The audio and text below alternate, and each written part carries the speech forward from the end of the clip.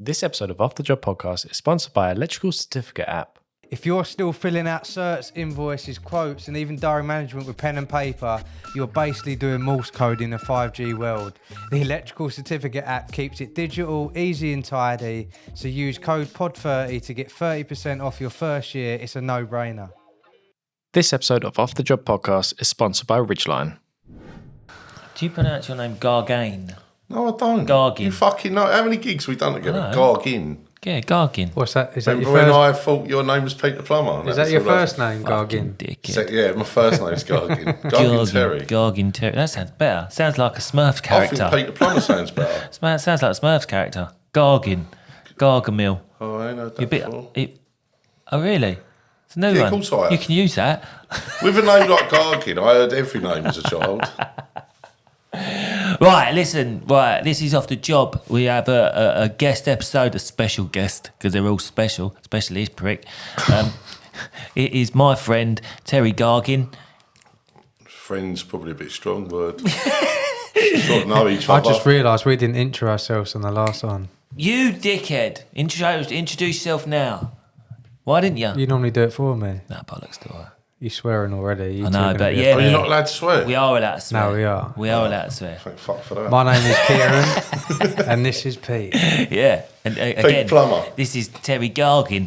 Yeah. He's an associate of mine from the comedy circuit, has his own club. Is that how you know each other? Yeah. He's also a civil Know of engineer. each other. He's a civil engineer, isn't you?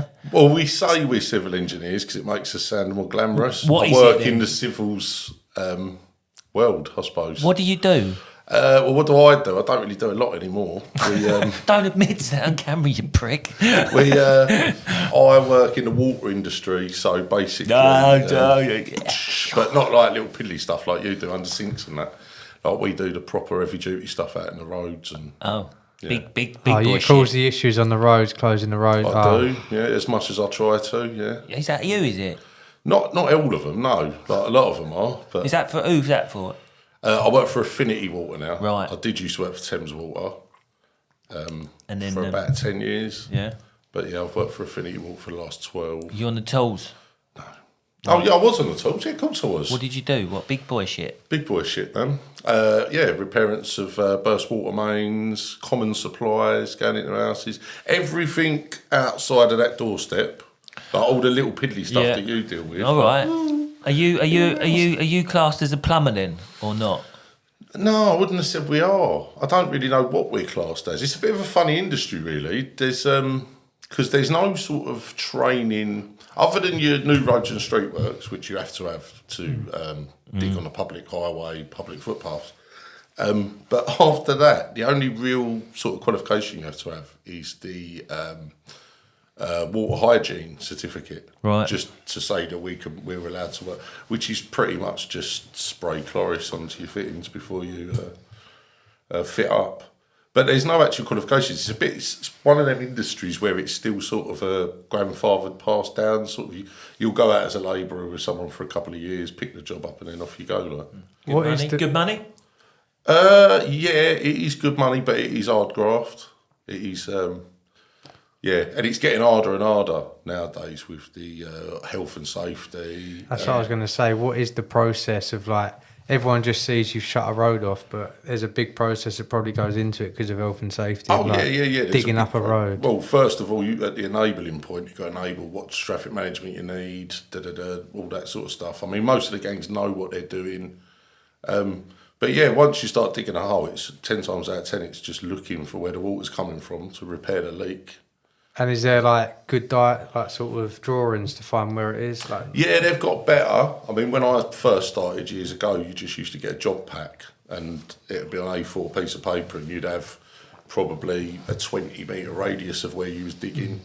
The drawings ain't brilliant because half the utilities in the ground no one knows about. They're just sort of slung in, especially like fibre optics, things like that, GPO, the old telecom cables and things like that. And a lot of the gas pipes running through, like gas they get pipes, hit. everything's plastic now as well, so we can't, like, you sort of rely on your CAT and Jenny, like your CAT scanning up before you start digging. But But like I say, a lot of the stuff now, fibre optic can't be picked up by the Cat and Jenny trace. Plastic gas pipes can't be picked up. Even down to if you've got like HV cables, high voltage cables that are finely balanced, they won't pick up on things. So yeah, you do sort of rely on the experience the team's got of digging. It's a dangerous old game. A few months back they went through a gas main. I don't know what company went through it, or whether it was, I don't know if it was Sky, BT or something. They went through a gas main, shut off the whole of fucking Herne Bay. Yeah. It's easily done as well because a lot of these companies now, they're sort of subbied off. Yeah. So the bigger companies all subby the work out to the smaller companies. And when they're putting there's obviously like a process when they're relaying these mains, relaying these cables. They're supposed to lay them in fine fill, cable tape over the top. A lot of the companies don't do it. Yeah. The drawings are wrong. You'll get the drawings. They'll tell you this pipe's 1.5 meters away from the curb edge. But when you actually fucking dig it out, it ain't. It's like, Yeah. You know, so it is. And like I said, you can't pick up where anything is. So you are just blind digging a lot of the time. Ridgeline's not some delicate diva of a pipe. It's built to get bashed about, installed fast and still hold up strong. No nonsense, just reliable pipe work that does the job. Where does this big mains get shut off? Like where's... So they get shut off normally from valves. So if you look at a street pattern, say it's a grid reference pattern, you'll normally have a valve shut-off point at each junction. Okay. So it will sort of like, at the end of each road, you'll have a valve that end, a valve that end, a washout or an airing point. And then it will tee off. And everything, it's like a sort of vascular sort of system, like as if so, you'd have your trunk mains, your big mains running through, and then all your little mains coming off, and then smaller mains coming off, feeding street by street. And at the end, like I say, at the end of each run or wherever you tee off to go on to the next pipe, you'll normally have a shut-off valve there. But that's another issue as well. The water companies don't tend to maintain their valves and that anymore. Like I remember talking to the old boys when I first started on Thames years ago, and you've got technicians. They're called either CSTs or NSTs. They're the guys that come and shut the water down and they keep the network running and everything. Years ago, you used to have one guy just go around and work valves every week just to make sure they worked. They'd keep track of it, clean out the pits so they can get it. They're accessible. That's all just died over the last 20 years. Are you down to the fire ones as well? The fire brigade actually own a lot of the hydrants. Yeah. They pay to have them maintained. The fire brigade actually maintain a lot of their own hydrants. Right. But there I are see a video not long ago where a fireman was digging out one, like fucking taking forever to just dig one out, and it's a case of like that ain't been maintained. Well, if they're owned by the fire brigade, then they're supposed to maintain them themselves because they pay the water company for us to exchange them and put new ones in. Right. Imagine we obviously do things live as plumbing. Imagine doing it on a... Well, our boys do live. So they'll do up to... Because the thing is as well, with these water companies now, they're against legislation, so they can't just shut the water off. There's a thing called a DG3, which Ofwat have put in place, which states you can't have the water shut off for 3 hours at a time. Oh, really? So after 3 hours, water companies start getting fined by Ofwat if the water's off. Yeah. So that's another thing the teams are up against. They're down to try and repair stuff live because the water companies don't want to switch the water off. Why do they... Is it because the people that live in the houses are moaning, that's why they... I think it's just one of them things because... Oh, they're losing money, I suppose, if the water's shut off. I'd think contamination I think it's just Ofwat. But these water companies took the piss for so many years. I mean, when I first started, we just used to shut the water off, and we wouldn't tell anyone. We'd switch it off. People would come out their houses, moan and everything else. And you used to be able to have the water off. It went to 8 hours, so we could have the water off for 8. It's gone down to 3 now, and some of these water companies want it within an hour. So you've got to get the water back on within an hour. That's a team rolling up on site, doing all their safety checks, digging the actual hole, getting around the service, and then the water companies are reluctant to turn them actually off. So that's not when you found the leak, then shut it off, then you've got sort of 3 hours? Well, from the minute the water goes off. Yeah. And some of these bursts just take all the mains out anyway, so you'll have water off from the second, before the gang even gets on site. Yeah.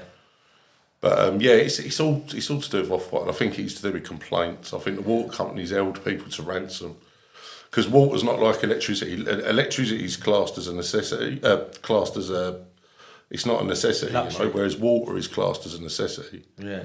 So we have to, and now as well, like where we have to deal with the water, it's classed as a food source. This is why all these guys have to have this blue water hygiene cards and things like that. I'm surprised you haven't got it actually in the plumbing industry. We don't need it, do we? You should do, really. You're handling people's water. Well, I suppose so. Yeah, well, I don't know. It's just weird. Anything up to the front door, and you have to, and then once the it thing passes. is, yeah, but the thing is, you're dealing with thousands of people at once, isn't you? Whereas we're with one person, so it's probably not going to come under the same criteria, is it, as you? Because you're handling in an area. I suppose you can only kill one family, can't you? Yeah. Do, You can kill a load.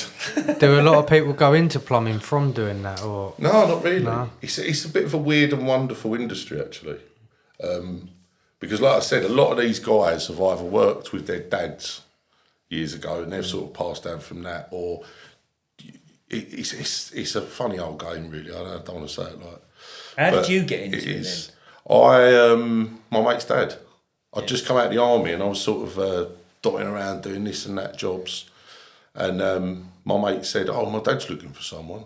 Yeah. I was like, "Oh, what do you have to do?" And he went, dig holes. Dig holes. He didn't fancy digging holes with his dad. No, he was digging holes, he but was he was digging digging holes with someone else. Yeah. Oh, right, okay. So I ended up going into that industry, and it's very much you either take to it or you don't. Yeah, A lot of these guys just get stuck with it for life, like. You was probably digging trenches in the army, though, no? Yeah, I know. I didn't have to fix a leak What's at the end that of about it. then? Did you you know? come out of the school straight into the army? Yeah, I did. Yeah. Where did you tour? Where did you go? Bosnia, Kosovo, Northern Ireland. See a lot of action then. Not really.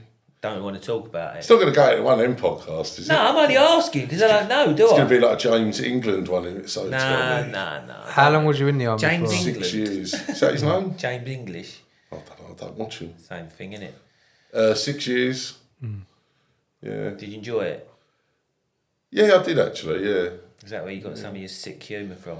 It's probably all of it, if I'm But you know honest. what, I'm though, working on sites for years. Yeah. Do you know what, though, Tel? I'll be honest with you.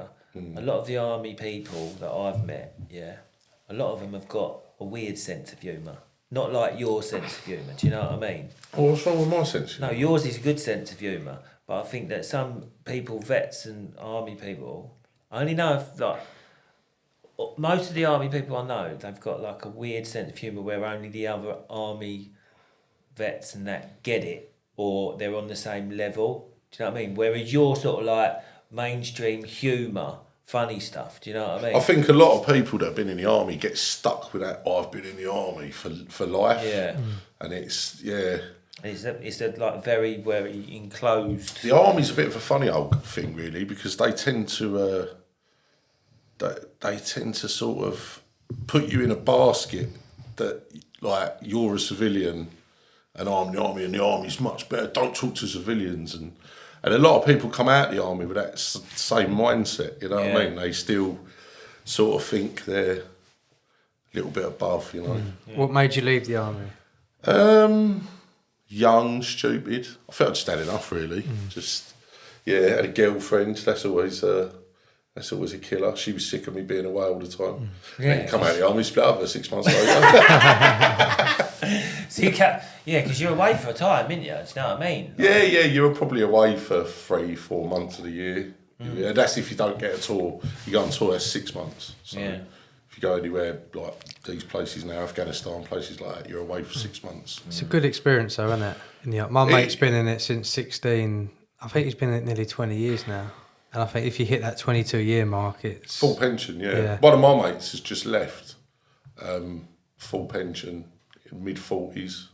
And they got a good return, sort of civilian life programme where they'll give you 10 grand to go and retrain. A lot of them go as gas fitters, things like that. But Pete did, didn't he? That's what he done, innit? If you look back, would you have stayed in it? Or Oh, definitely. Oh, you would have? Yeah, I would have stayed in. But I think you do stupid stuff when you're young, don't you? I think that's the... Yeah, but you still done the army, ain't you? Do you know what I mean? You're still in experience, and you've probably gained a lot from it. Would you say? Did you gain a lot from it or not? I think it's good for youngsters to go in. I do think the army brainwashes a lot of these youngsters, and I think if they didn't get them when they was young, you'd find it hard trying to get a 25-year-old bloke to go to war that hadn't already been well brainwashed from the age of 16. It's hard as well if you start having a family and you're away from your kids. And... But I'd say 50% of people in the army are there out of necessity because they couldn't do anything else with their life, or they didn't think. And the thing is with the army is it sort of wipes your arse. You're sort of told what to do every day. You don't have to think for yourself in a sense. So I remember when I was I'd been in about 2 years, some guy left and he come back a year later and we was all going, what the fuck did you do? Why did you come back? And he went, let me tell you something, you have to work for a living on civilian life. And it is true, it's true. You know, there's no one telling you, like with the army, they'll go, Gargan, you got dentist appointment on Thursday the 22nd. Like, you know, your life is just planned out for you. It's your wife. Yeah, and then the other half of the people in the army live, breathe and die being in the army, do you know what I mean? So they can't, they wouldn't want to do anything else. I wonder if the percentage has dropped who's going in the army. A lot of people go in there to fight for their country, but because there's so much shit that's going on with our country, do you know, people think, I'm not going to, I don't want to... I think you'll always have a lot of people that love this country. I mean, being in the army, I suppose they do teach you to be proud that you're part of the British Army. It is something to say a brag, isn't it, when you're trying to pull some birds or something? You know? I was in the army. So I'll tell you, I was in the army, sat on my finger. Got shot off. I had Saddam in my sights, and I was just about to take him out. No, but yeah, you are right, and I think that's why they've not only that as well, but you can't, and you know from working on site what sites are like now to what they used to be. They used to be fucking brutal, didn't they? Yeah. Like now, there's a lot of this HR. Oh, you can't say that, and the army got like that to a degree. I saw it change when I was in the army. Yeah, like it went from being absolute hell to try and get in the army. When I joined, 47 of us started and only 14 of us passed out. And all the rest, and it was like you would be getting a dig and getting kicked up the arse and called every name under the sun. And then they've brought in this thing, you can't say that to people, that's bullying.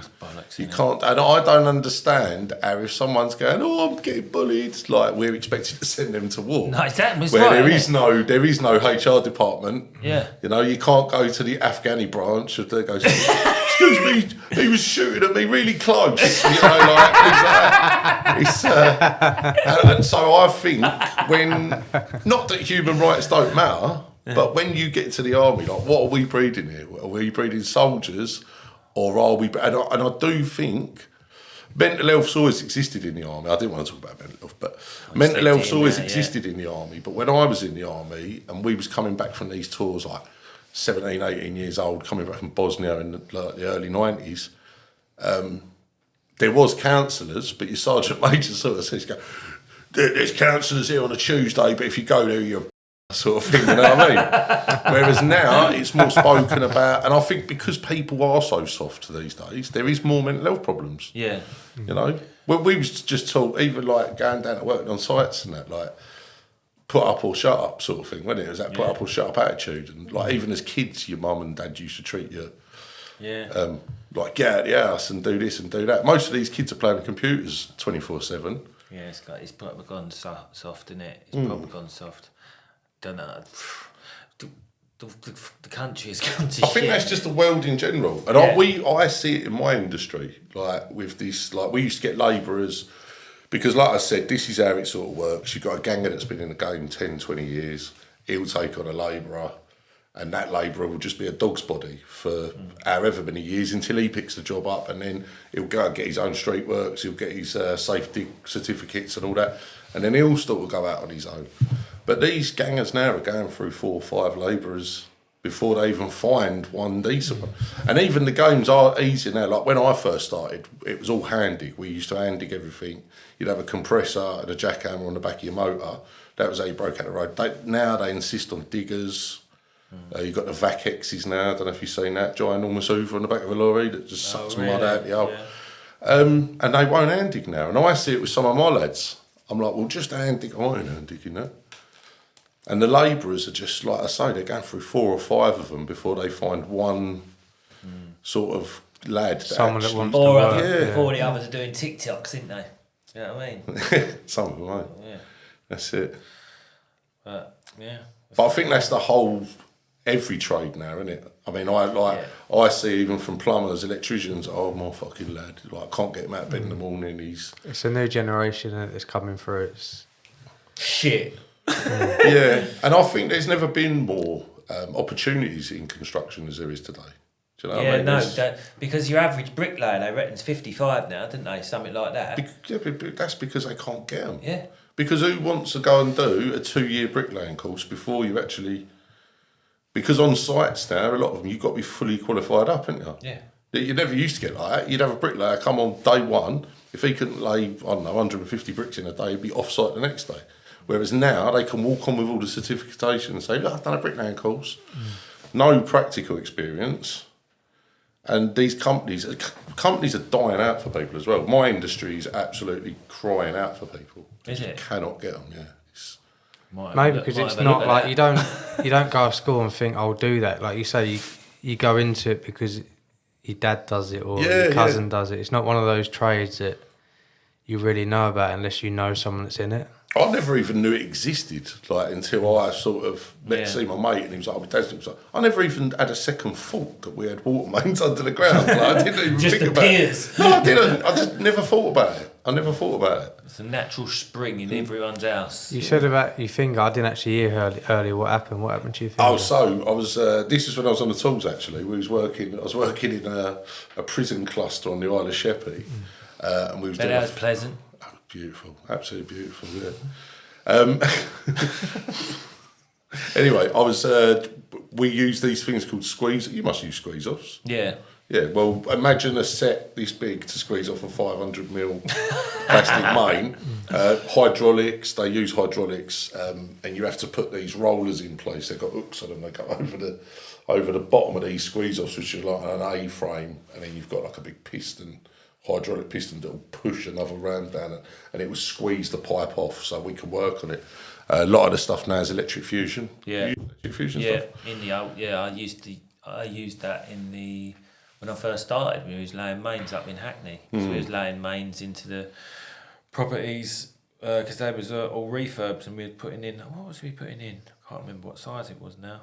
Probably like 2-inch, I think it was, maybe. Yes. A little bit weaselly. Yeah, I know, it's weaselly, I know, but yeah, electric fusion units, used them. But anyway, I put these squeeze offs on, and they wasn't on correctly, and I'd just done like a 24-hour shift, and I was knackered, and I sort of looked at them, I thought, they don't look right, and I put my hands under to check if the rollers were in place, and it went...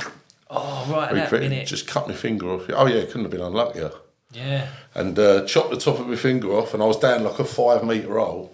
So I sort of shimmied up this ladder, and I was with this old Irish guy called Tony O'Hara at the time. And Nice, Tonio, you made that name very up. Irish name, is it? And I climbed down the hole, and he said, I can't do an Irish accent. He said, "What you doing?" I said, "I don't know if that's..."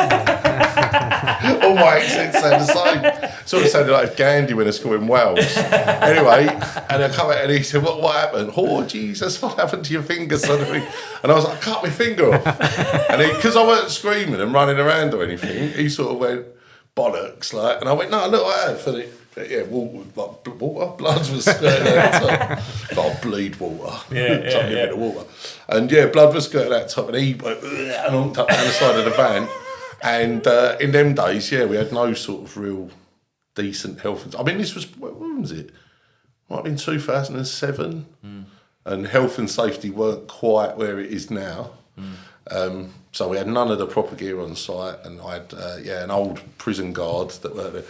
He went and got his first aid kit out of the car, which was a Quality Street tin full of out-of-date plasters and a tube of Savlon. And a toffee penny.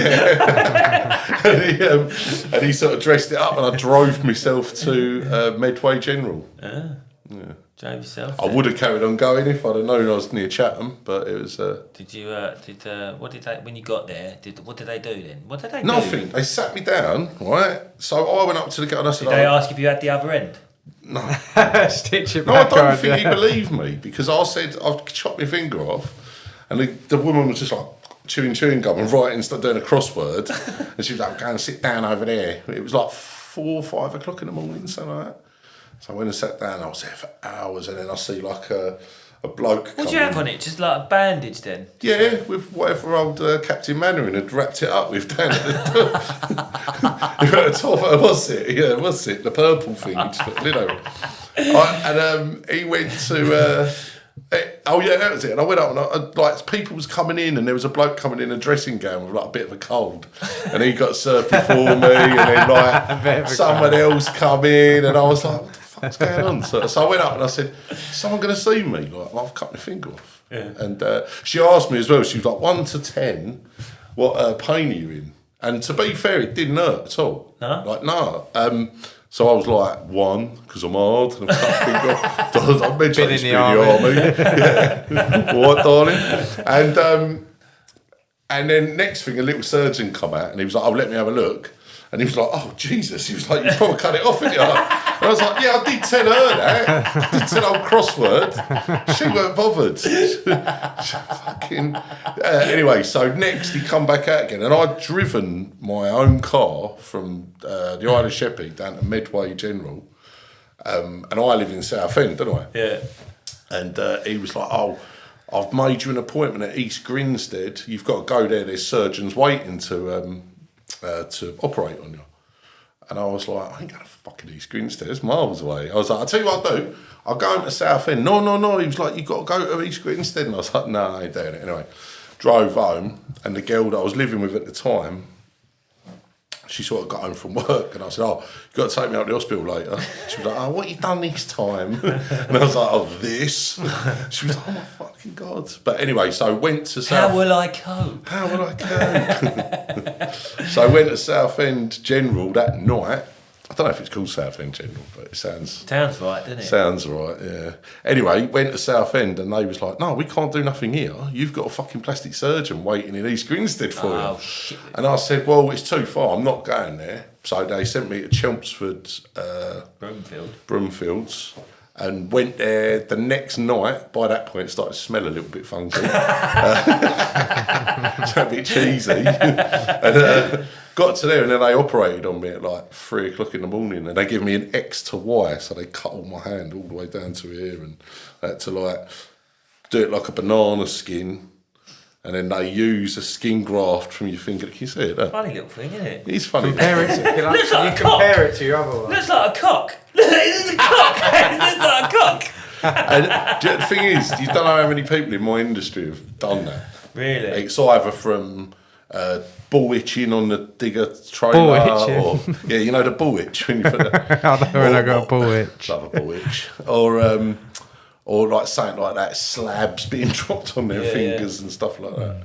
Does it feel? Is it numb? It's been over 15 years now. It don't, but it did. It used to really hurt in the winter. I had a tattoo done on the end of it just to.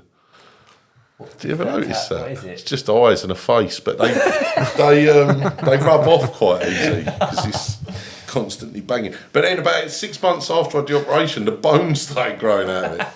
So I looked like a skeletal. Shut up! Yeah, the bones started coming out of it. So I had to go back in. They had to open it back up again. And they'd done all this while I was Your away. finger could have grown back. Yeah, it might have done. That's what I was hoping. My pointy bone finger. When I got home, because my mate used to be a nurse, and I said to him, I said, "Do you reckon if I just leave it, it will just like heal itself?" And he was like, "No, you lunatic." He was like, "You're going to end up losing your hand if you don't, because of infections and stuff." Did you ever hit any gas pipes or anything? Yeah, I've hit all sorts. I've hit electric cables, I've hit gas pipes. Nothing big. We was on site actually on that same job on the Isle of Sheppey, the old Irish guy, Tony O'Hara, who may or may not have had a few drinks before he joined the scene. Get away with it them days. And he ripped straight through 180mm gas main, medium pressure. And I've never heard anything like it. It was like a fucking jumbo jet taking off. Jesus, that's scary, isn't it? We was at a prison, and British Gas, or Transco, used to do it, and it's now Cadent, isn't it? I think about 7 vans turned up to try and get the gas turned off, and they almost had to evacuate the prison if the wind had changed. What? Yeah. But luckily we didn't have to. But I think it cost I think they got a bill for about 20 grand in gas. So that's legit, like, if the wind changed it. Yeah, because you've got so much gas pumping out of these mains. These are like big mains. Got a lad just hanging out his window with a roll up. So you've got different kind of gas mains. So you have high pressure, medium pressure, Yeah. and low pressure. I come across a couple medium. I was like, what the fuck's this? The high. Well, we don't really worry about medium pressure anymore, but because there's no one to. So years ago, we weren't allowed to dig within 10 metres of a high pressure gas main because if you hit one of them, it is serious. They can explode. Like they're serious stuff. They're normally mega deep. They've normally got concrete over the top of them, all that lot. But if we ever get one of our mains burst within 10 metres of one of them, Cadent have to be on site and they'll tell us our digging practices. They won't let us have machinery near it. Won't they? But now that's gone down to 6 metres because they can't keep up with. Right. You know what I mean? And a lot of the time you phone them up and they'll say, just dig with care, don't use any machinery. We won't even send anyone on site. Yeah, Jesus. The biggest thing's oil pipelines, Right. which are most of them are owned by Esso. You can't dig anywhere near them. No. They've Yeah, got you rumbles. never think of oil, do you? I don't No, up by Heathrow, which is part of our Yeah, I area, bet, innit? and Buntingford, you know where the big explosion was. Right. Got a lot of underground high pressure oil pipelines. Scary, that, isn't And it? where does... It might sound stupid, like, where does that come from and go? Like, what's... Well, it goes from the refineries to probably other refineries. I haven't really got a clue either, to be honest. I just know they're there. Imagine getting covered in that. We also have the near Heathrow, they're high pressure fuel lines. Yeah. And that's for the airports. Yeah, obviously, yeah. Aviation fuel running through them. And they are explosive if you hit Yeah, them. oh, fuck that. Yeah, Yeah. they will just go, just explode. You got like, are you heavily audited? Yeah, heavily audited by my company. So I'll do audits on my teams myself. You do the audits? Yeah, I'll do audits. We'll also have a third party auditor. Right. And you also get audited by the water company. Right. So they'll send their own auditors round, and then you'll get a third party company who they've brought in, like PJ Carey's or something like that.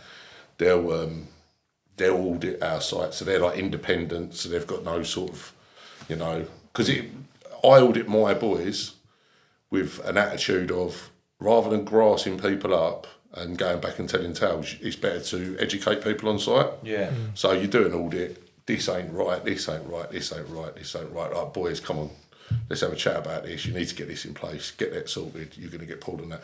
The third party ones, they'll just go out and rip them to shreds. And then the water companies pretty much have the same sort of outlook that I've got, whereas it's better to educate than it is to rip people apart and call them in and fine them and this, that and the other. We also get audited by the councils as well, so... you can get defects on site if the traffic lights ain't set up correctly. They stop working. They'll stop working, which they do work quite a lot. But the problem with that now with the council is because these councils are so skint, they're out to look to bill you for stuff. Right. So you can get a FPN, a fixed penalty notice, which is about 140 quid fine straight away if something's out of place. Some of the council guys are pretty sound. They'll tell the gang on site, look, rectify this, and I'll give you a green audit and send it off.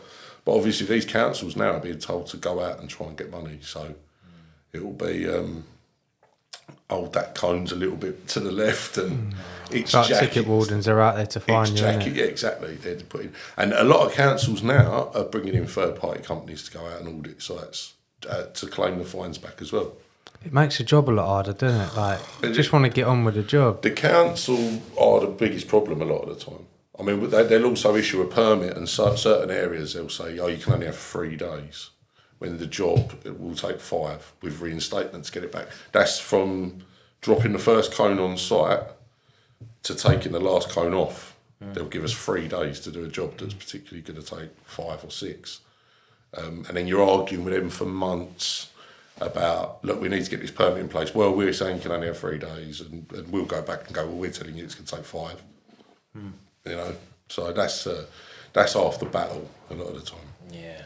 Have you known anyone that's found anything digging? Because you hear these stories of like people Bodies. found bombs. And, No, yeah. When we was on the Isle of Sheppey, we used to find bombs all the time. Oh, it's rife down because there. they was Second World War, this is a testing area, so we were constantly having the army bomb disposal over there.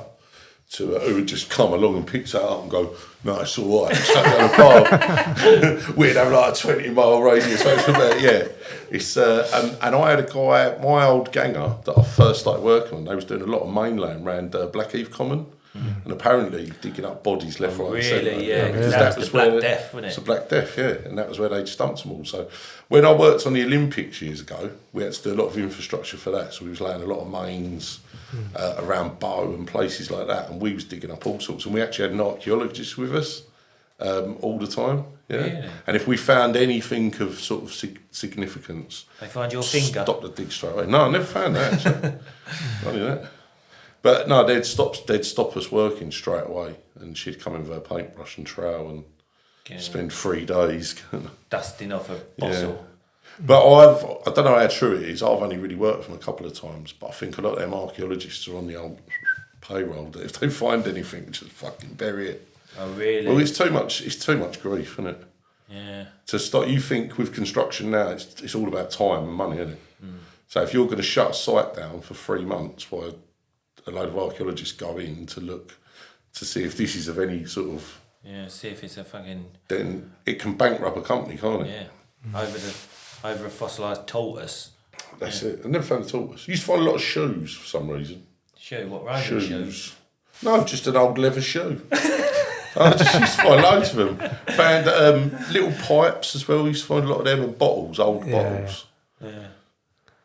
I found them in my front garden. Amazing They're stories. bottles. Yeah, like You stuff get like loads. that. I was doing a bit of work down at Dagenham Docks.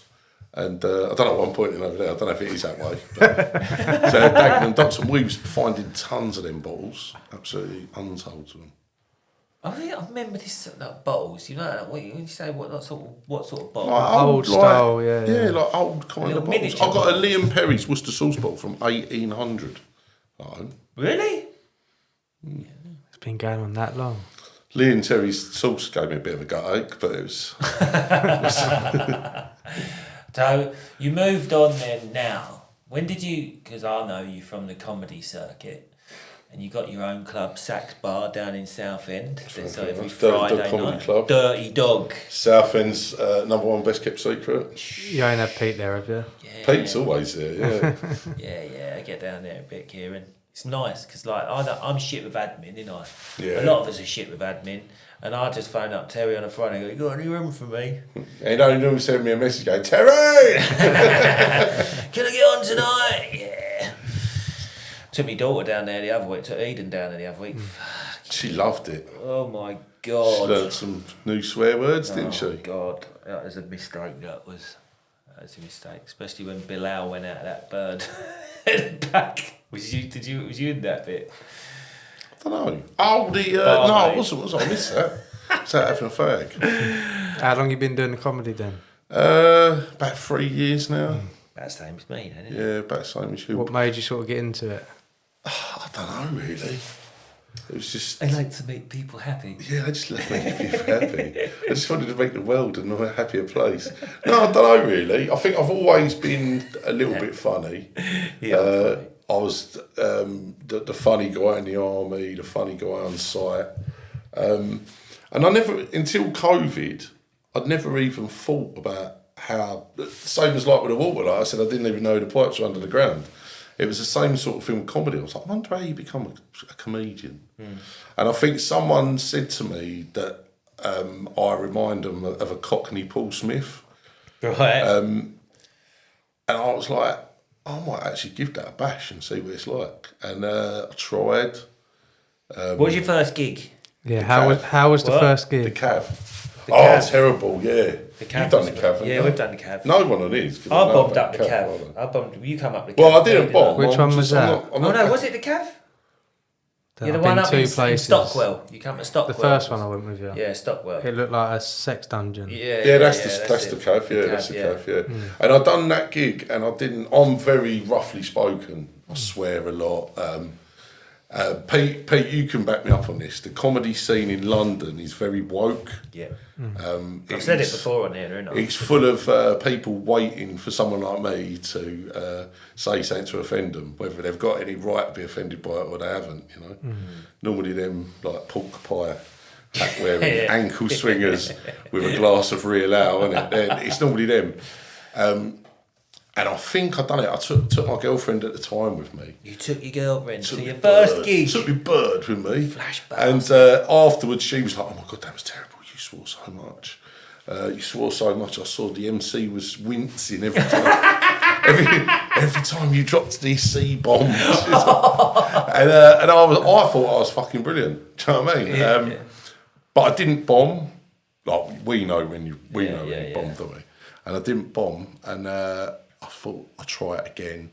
And then I sort of done about 10 or 15 gigs on the trot without bombing. And I thought, I'm going to be the next Mickey Flanagan. Do you know what I mean? Watch his space in a year, sir. But sometimes do you watch yourself, right? 'Cause sometimes I do watch myself back to look at how it's gone. And I think to myself, oh, I did swear a little bit too much. Do you ever think that about yourself? What, when I watch you? No, you. Yeah. Do you ever think that about yourself? Not anymore. I used to. But I think I used to worry more then about what people thought of me. Yeah. Because it's just you, isn't it? If that's you, then I've got the easiest way to be. It's just you. The thing is with a lot of comedians now is because there is that woke narrative in London. They try and put themselves in a category, and they're trying to be something they're not. Yeah. And I honestly believe that people can smell fear, people can smell if you're not being you. So to be a good comedian and not be you, you've either got to be a good actor, and then I think people can sort of sense that you're not, you know. The idea is to be on stage and you're in a pub, basically, and you're just talking to your mates, because no one's funnier than they are when they're in front of their mates, are they? Yeah. And if you can make the crowd believe that this bloke's just telling us a funny story that actually happened and it's true. Yeah. It don't work. It wouldn't work if I got on stage and started doing a load of political stuff or, you know, talking about woke stuff or anything. So I've stuck to. Become a wordsmith over there. There is only a few comedians on the scene. Me and Pete have actually found our little niche now. We're always the naughty boys at the comedy clubs. By naughty boys, it's always us. You're the leader. You're Gripper Stepson. I'm the leader. But I think that's because we are true to ourselves. And whether we don't get gigs, I'm blacklisted from so many clubs, and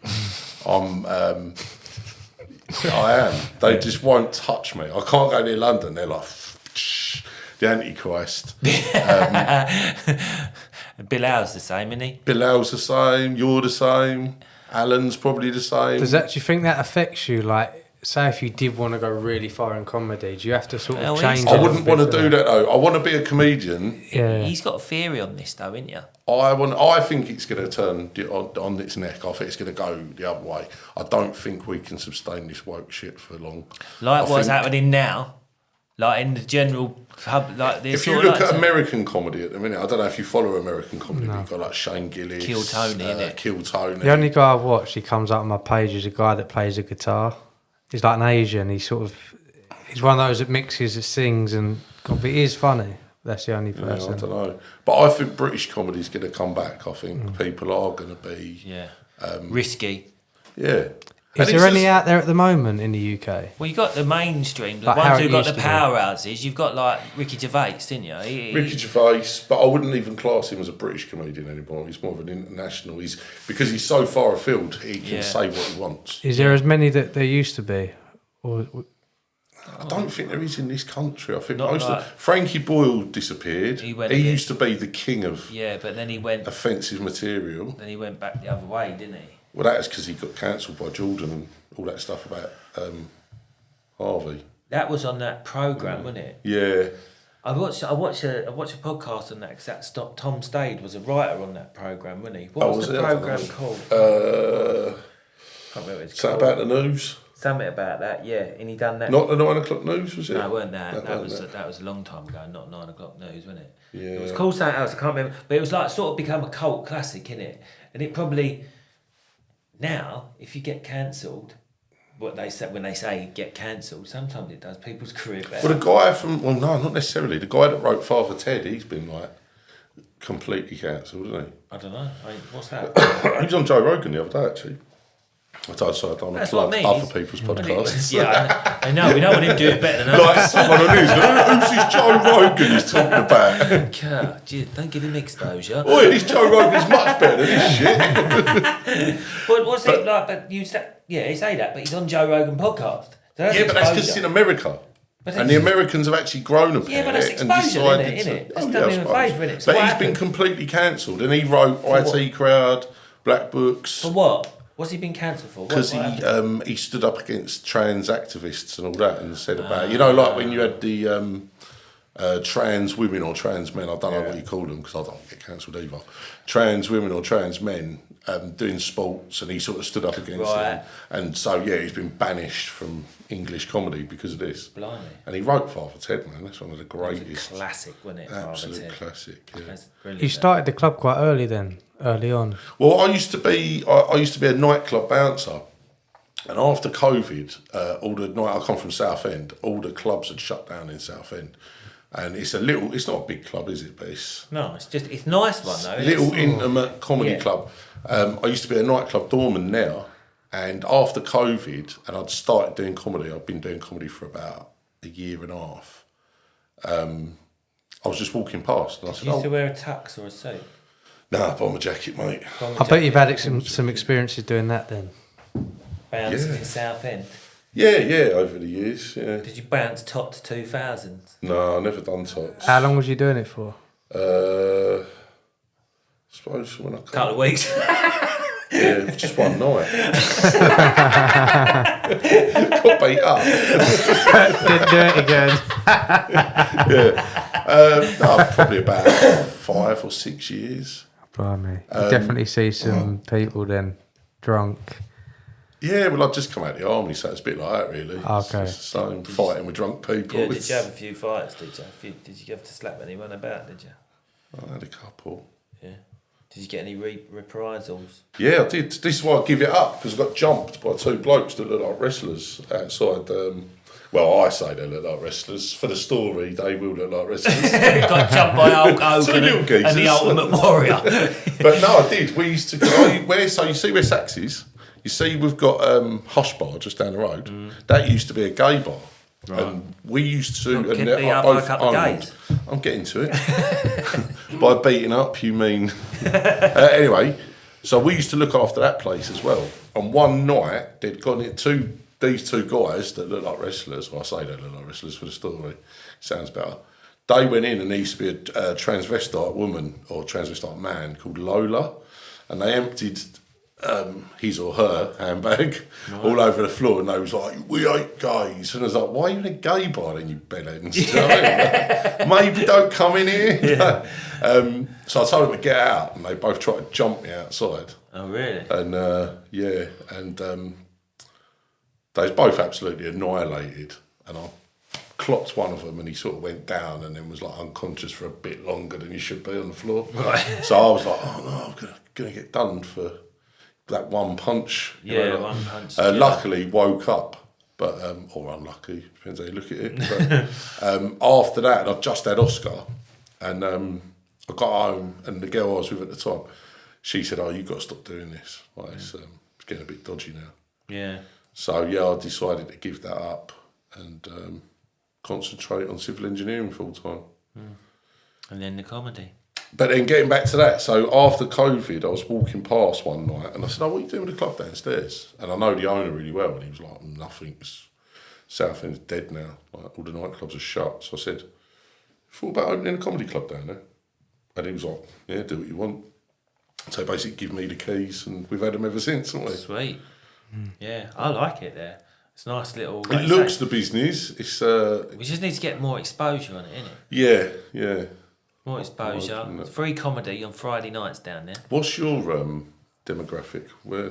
Do a lot of people in Southend listen to this podcast? Don't know. We don't know that, do we? Wouldn't have a clue, no. But I tell don't them think a about, lot of tell them people- about it. The problem with people in Southend listening to this podcast is they haven't really got jobs in Southend. So it's not like traders down there. I used to go Southend back in the day Everyone did. as a boy. Right, I never went Up out. and Just down. go when the cars went there. Well, they stopped all that. Yeah. Police stopped all I used that. to drive up and down there. I had a shit Mark II Fiesta, and all my mates had really nice motors, like flashy motors, like pimped up vans and all that. And I had a little Story of your life, and I had isn't it? yeah. And I had a little shitty radio with dials on it, right? But this geezer who was like, he's with this bird who I was trying to pull, right? I was with my mates in the motor, and she was in the motor as well. And he's popped his head in the window, and he's gone, "What you got in here then?" Oh, not a lot, I see. And he's fucked up. That's what people do when they look in your van now as well, isn't it? Now you've got really shit van, Yeah. and all the other plumbers have got History- really nice It's ones. history repeating itself.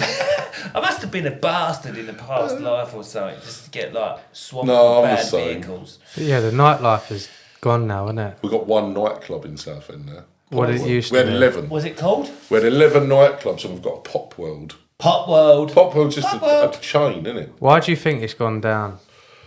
COVID killed it. That's nightclubs. I all think over the country, innit? I think COVID killed nightlife.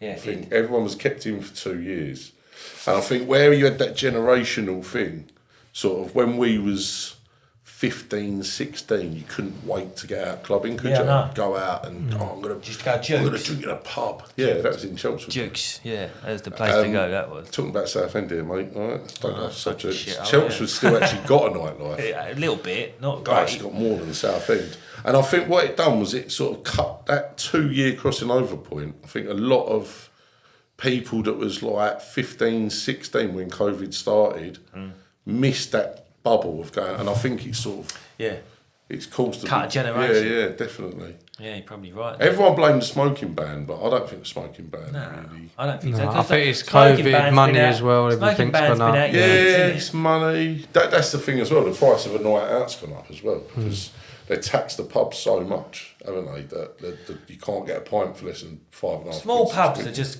closing left, right, and centre now, aren't they? Throughout England, didn't they? They're just closing down. And it is only the chains that. But I go in the last post, which is our local Wetherspoons, which is probably 100 metres from our club, 100 metres from the Dirty Dog. And I go in there to try and recruit when the bouncers are trying to throw me out. Yeah, recruit the I try and crowd. recruit a crowd to come to the comedy club, and That can I turn go out. up to tables of 8, 23, 24-year-olds, and they're all on their fucking phones. Yeah. They're all on their phones, and I'm like, Why are you not Are you communicating fucking with each texting other? each other Yeah, here, yeah. like? Why are you not do communicating you know with what each I mean? And it's even down to that pub. You can order your drinks on an app now. I can't know. you? So It's fucking the ridiculous. phones are out all the time. I just want to communicate with a person. Yeah, you know what I mean? I actually hate mobile phones. I think. It's just a fucking I nightmare. mean, they've got their uses, haven't they, mobile phones? But Yeah, but like it's just that interaction. It's like you talk to somebody like there's so many people on social media. I know a lot of people on social media, and I've said this before. When you get them in person, where they're on social so much, they come across this person on fucking line. I think it's causing autism. Mate, I'm telling you now. I think it's I'm causing telling you autism. now, it's definitely I something don't to do with it. think a lot of people that are diagnosed as autistic or I've got ADHD. I think you just need to put your fucking phone down Yeah, for 10 minutes, mate. probably. But mental Talk health, to a though, I know we person. said to say we don't want to dive into mental health, but I think it has a lot. Oh, to do with it. 100%. A lot to do 100%. with it. Especially if you just split up with someone. Yeah. And you're like, oh, she's got a new boyfriend. It's like, when you used to split up with someone, that was it. It was done, wasn't it? Like, unless you sat outside their I house. just block them. I unfollow them. You know what I mean? Oh, I block them, then unblock them. And then 6 months down the line, like, all right, what are you up to? Yeah. 3 o'clock in the morning. Yeah. But so what do you reckon though? What's going? Because we did that competition together, didn't we? Not too long ago. What do you? The Dutch Barn. Dutch Barn vodka, wasn't it? Had Ricky Gervais's vodka thing, wasn't it? Well, this is a prime example of what comedy's like, and you can back me up on this.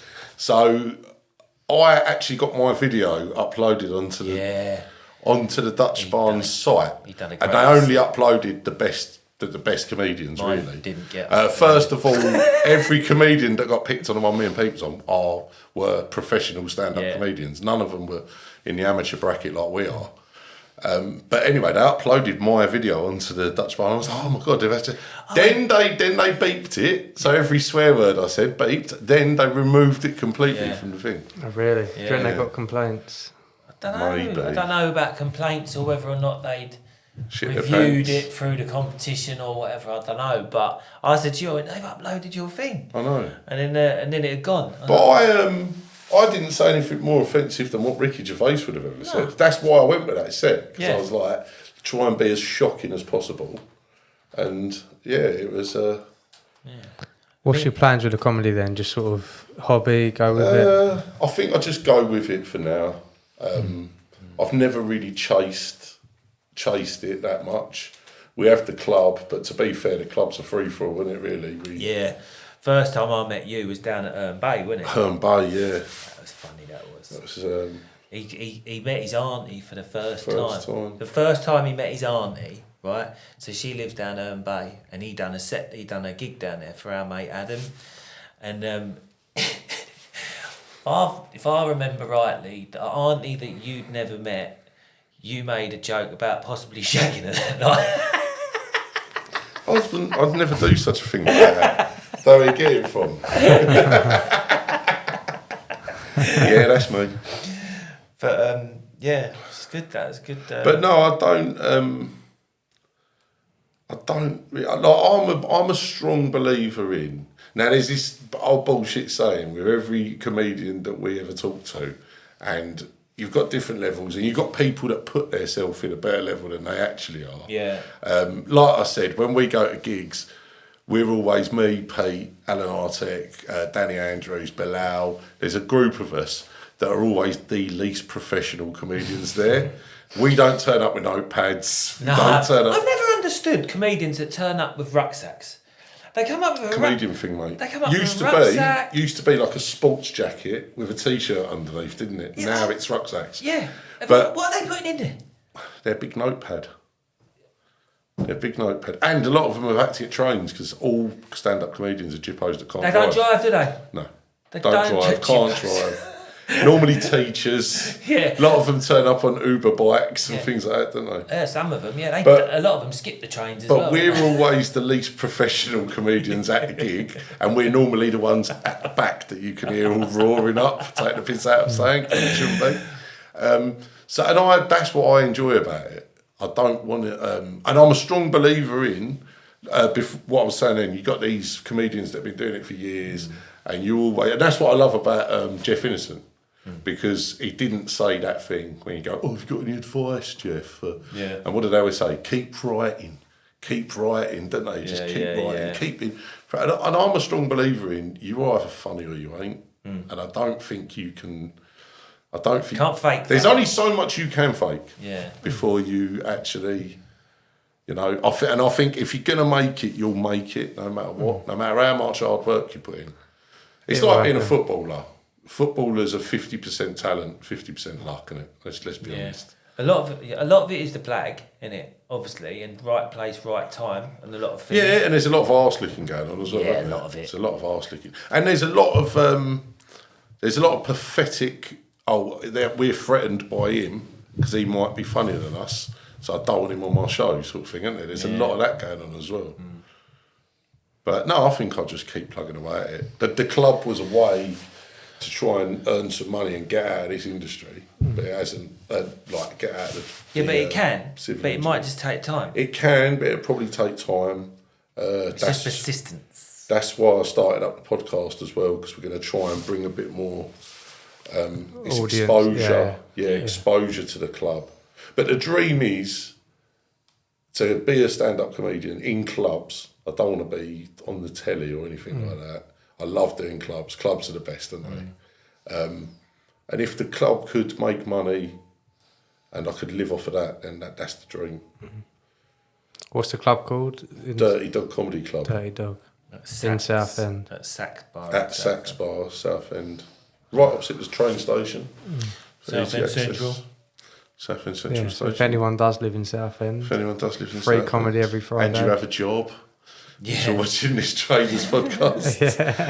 It is funny. Not just watching it like people saying, "I fucking hate electricians." It can be savage, though, can't it? It can be savage. Yeah, we do get some questionable people down there sometimes, don't we? Yeah, you got people with big haircuts. Oh, you like that one? Yes. That was still the classic.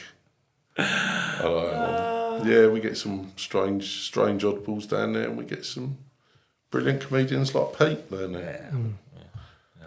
Having a go at disabled people. Yeah, same with you. He can though. He can get away with it. See, he's an amputee. It's part of it, isn't it? Right, mate. It's been a good conversation. We'll wrap that up. Yeah, that was good. But I don't think you expected to talk so much about the water, did you? No, probably not. Was there anything else you wanted to add? Anything you want to say? What about the water? No. It goes downhill. Anything that you might have wanted to said and we didn't bring up? No, not really. Just I am releasing a podcast in a couple of weeks, so maybe watch that. Plug it. That's the Dirty Dog Comedy Podcast. That'll be available on Spotify and YouTube, hopefully. I don't really even know how to upload it yet, so probably. He's asking Robbie for advice behind the scenes. I was asking Robbie, but he was a bit like, he's autistic with cameras. So, this camera's good. This is a nice one. That's all I really got out of him. And I realised these lights ain't quite as hot as mine. So that's about it. But yeah, that'll be out in a careful couple with of the weeks. lights because Robbie's hair, spatch, innit, goes up fucking quick. Yeah. Anyway. Short back and thatch. Right. Thanks for joining us. Join us on the next one. Cheers, Cheers, Terry. Terry. Time.